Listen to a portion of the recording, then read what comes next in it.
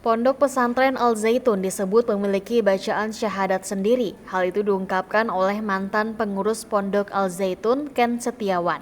Ken membongkar syahadat yang diajarkan di Ponpes Al Zaitun menyebut-nyebut negara Islam.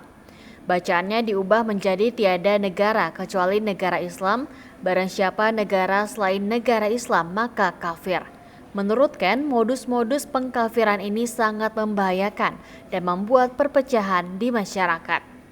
Yusuf Hamka pun mendoakan dan mengajak semua orang untuk menjaga marwah Kementerian Keuangan. Pasalnya Kementerian Keuangan adalah badan membahayakan kedaulatan bangsa. Yang diketahui Mas Ken sendiri selama berada di dalam Al Zaitun yang paling menonjol penyimpangannya itu apa? Menghalalkan segala cara dalam hal infak. Infak bukan infak sebenarnya, iuran paksa. Jadi di NI ada namanya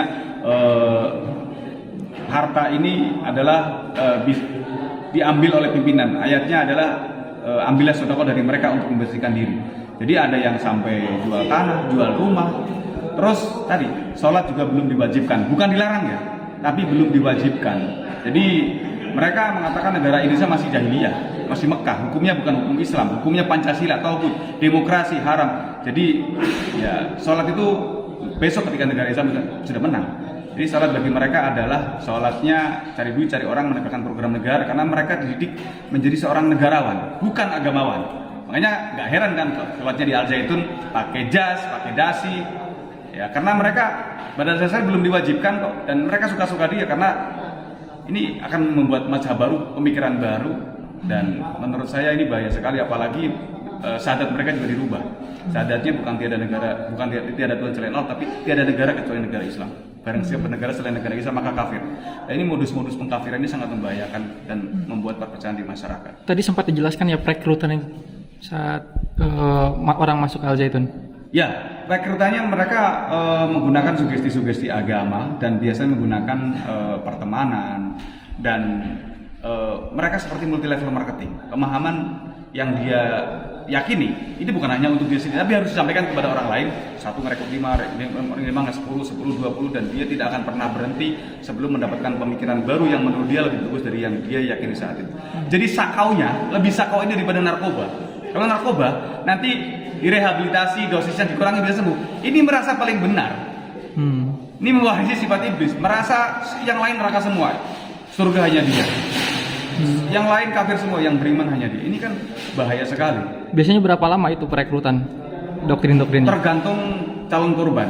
Biasanya kan dulu kita merekrut maksimal 2 jam saja. Kita sudah pastikan orang yang bawa laptop, bawa dompet, bawa elektronik harus pindah tangan tanpa hipnotis, tanpa gedam. Murni sebuah dialog pengkondisian yang disugesti dengan sugesti agama. Ada istilah untuk menguasai orang yang bodoh, bungkuslah sesuatu yang batil dengan agama. Merampok nggak apa-apa, tapi ini ayatnya. Ini dalam kondisi perang, harta musuh bisa dipakai untuk perjuangan. Namanya fa'i atau ghanimah, harta perampasan perang. Boleh dipakai untuk perjuangan. Jadi harta orang lain, termasuk harta orang tua, ketika masih belum berbaiat kan kafir juga. Boleh dicuri, boleh di modus-modus kehilangan barang dan lain sebagainya. Jadi sebelum kita selamatkan orang tua, katanya selamatkan dulu hartanya. Ini kan bahaya sekali. Yang akhirnya menjadi legalisasi kriminal atas nama agama. Sudah ada berapa ribu korban ini? Laporan yang ke NI Kris Center sudah puluhan ribu.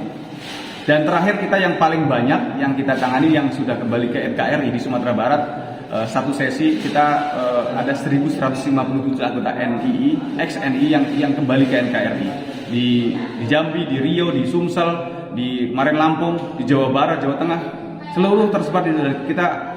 Bagaimana supaya mereka bisa kembali kepada masyarakat, dan ini menjadi warning agar berhati-hati, karena tidak cukup modal semangat saja kita dalam belajar agama, tapi juga harus dengan ilmu yang benar. Karena kalau hanya modal semangat, kalah debat, nanti akan mudah terpapar juga ke sana. Terima kasih sudah nonton. Jangan lupa like, subscribe, dan share ya.